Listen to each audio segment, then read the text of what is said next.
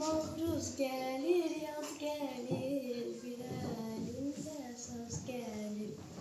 Ah.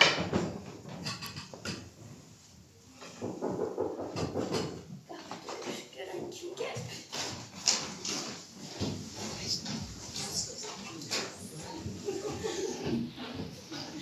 Hoş geldin Ayşe. Hoş geldin Ayazma. Yaman derdi olacak. Ayazma, axı ki pensiyalarımız verildi.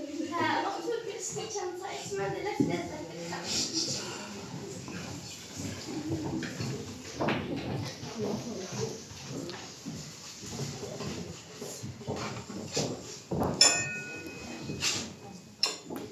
Otur çay iç.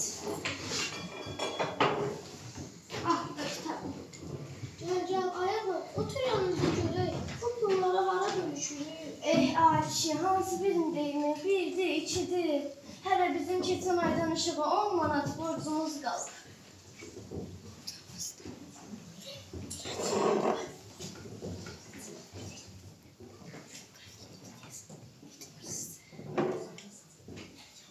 Bu 10 manatı işığa verərik. Bu 20 manatı da qaza verərik. Vay, bu 30 manatı da işığa verərik. Bayram axşamı qazsız işıqsız qalmayaq ha.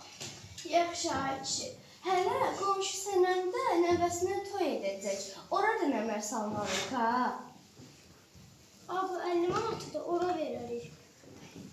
Sən, Ayşe, hər şeyə pul ayırdıq. Nəvələr yaddan çıxdı ye. Bu 100 manatı nəvələr arasında böl. Əsas nəvələrdir ha.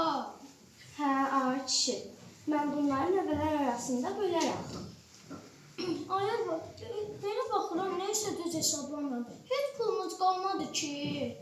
Ayşe, sənin də riyaziyyatın elə əvvəldən mənim fikrimiz zəifdir. Bax, narahat olma Ayşe.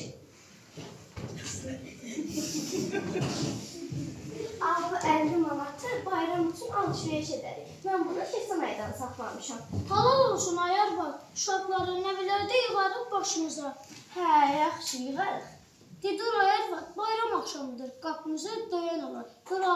Dur aldıqlarına qəşəng plov dərlər. Başla Ayşe.